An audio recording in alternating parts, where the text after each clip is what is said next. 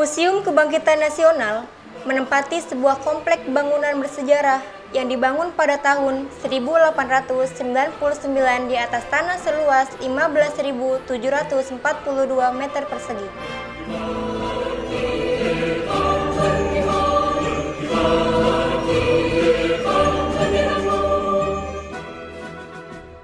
Bangunan tersebut pada awalnya diperuntukkan sebagai gedung sekolah dan asrama School Thought of Landing Fund Inland Arts atau STOFIA atau Sekolah Kedokteran Bumi Putra.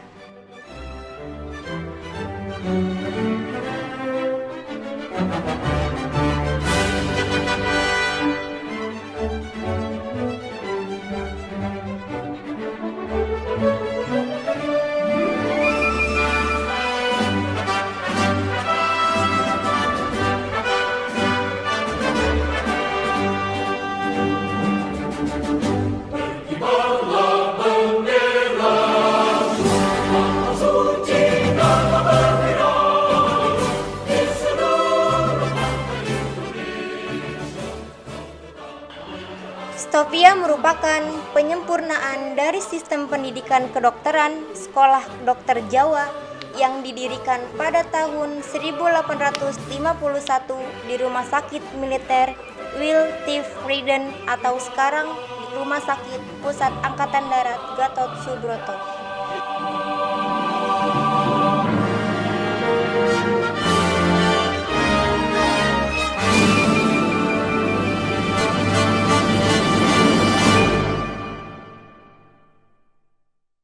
Gedung ini dipergunakan untuk sekolah kedokteran yang mana dinamakan sebagai Sekolah Dokter Jawa.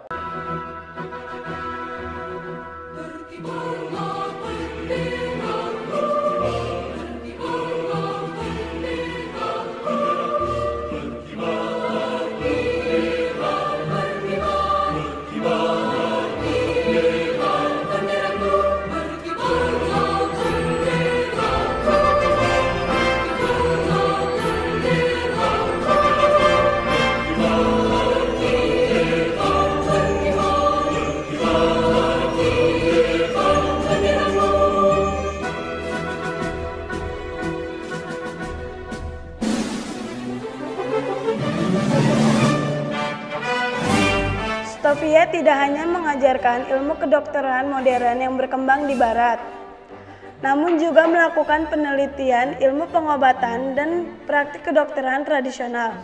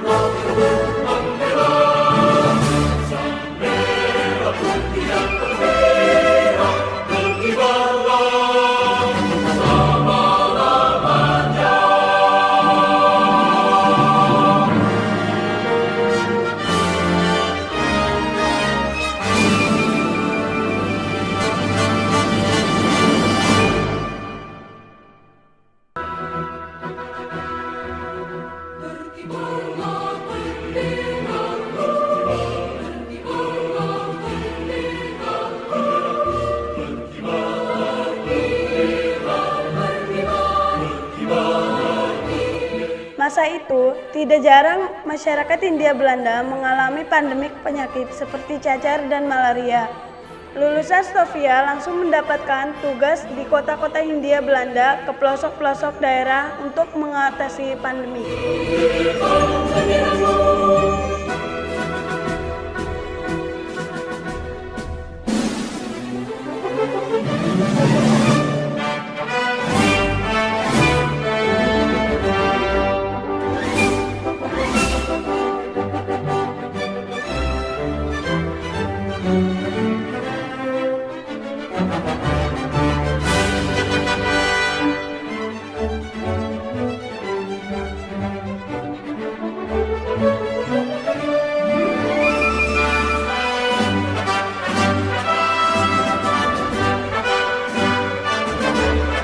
Disinilah Dr. Wahidin Sudirohusodo memberikan gagasannya untuk membuat beasiswa atau study fund untuk para pribumi agar bisa bersekolah dokter Jawa ini, sebagaimana para priai dan ningrat Jawa.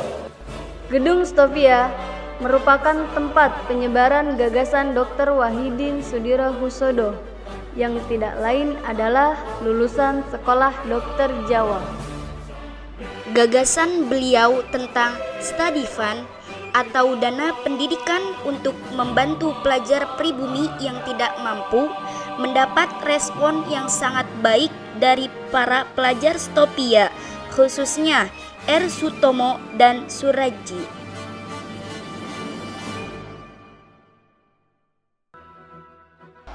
Setelah pertemuan Desember 1907, Dr. Sutomo menindaklanjuti dengan menyurati pelajar-pelajar sekolah lain untuk mendukung berdirinya sebuah perkumpulan.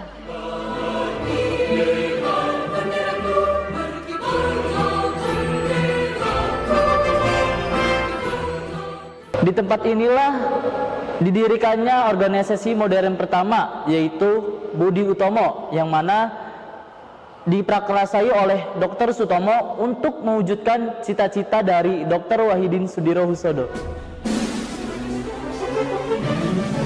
Inilah diorama suasana pembentukan organisasi pelajar yang bernama Budi Utomo untuk mewujudkan cita-cita dari Dr. Wahidin.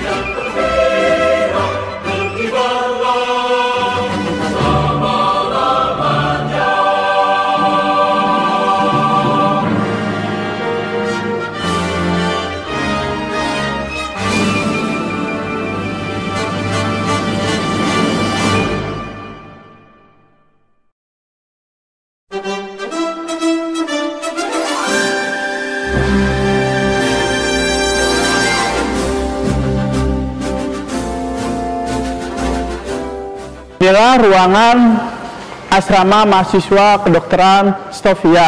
Sini kita bisa melihat tempat tidur para mahasiswa, dan di sini juga kita bisa melihat kopernya mahasiswa yang sudah agak kusam ya. Dan di sini pun juga ada lemari yang terbuat dari bahan kayu, dan di sini pun ada baju para mahasiswa. Terus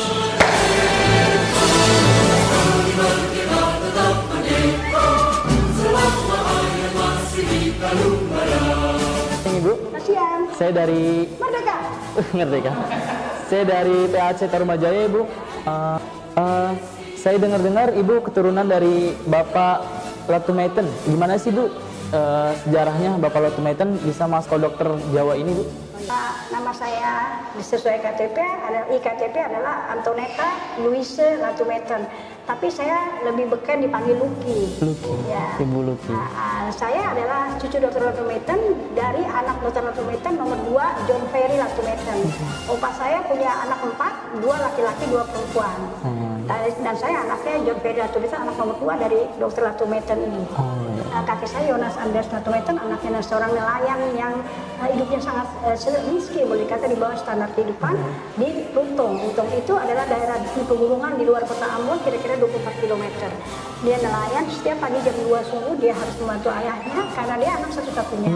Dan ketika pagi dia menjual ikan itu berjalan sebanyak 24 kilo ke Pasar Lama yang sekarang disebut Ayepati, Jalan Ayepati di Ambon.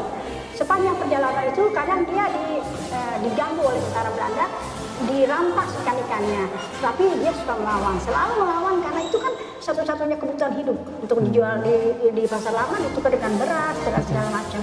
Lalu pada suatu hari ada orang Belanda, Van Oos, dia lihat ini kakek saya karena dia sering melawan ya. Lalu satu hari dia tanya, "Nyo, nama siapa?" Kakek saya bilang, "Saya Jonas dari Latumeten dari Luntong."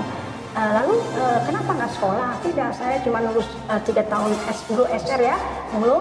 Lalu saya harus bantu kakek bapak saya. Mau sekolah nggak ke Batavia? Gitu ya. Oh mau banget gitu ya. Karena kan nggak punya uang sekolah lanjut ke Batavia.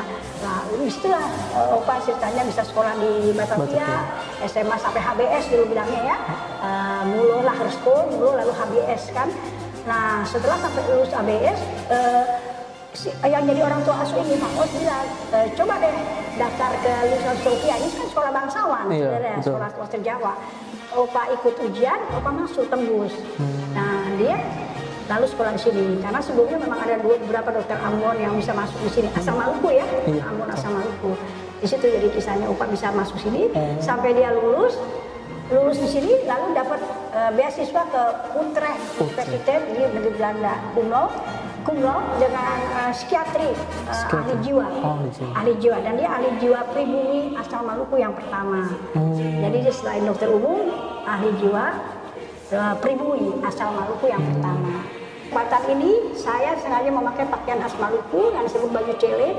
Karena apa? Walaupun saya lahir besar di Jakarta, saya tetap harus mencintai budaya warisan dari nenek moyang asal Maluku. Dan saya tentunya saya pewaris dari pahlawan asal Maluku, Parungkuang Kabaresi Mata Krisina Tijahahu. Ini disebut baju cele.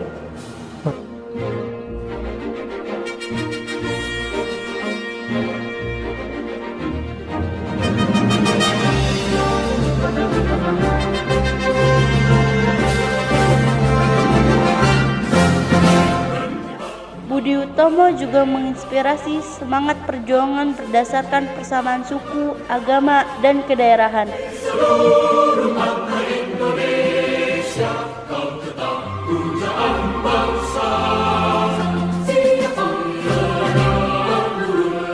Dari semangat awal kedaerahan, keagamaan, dan kesukuan inilah menjadi sebuah kesadaran yang besar bahwa mereka dari bangsa yang sama oleh persamaan nasib dan penanggungan di bawah belenggu penjajahan Belanda.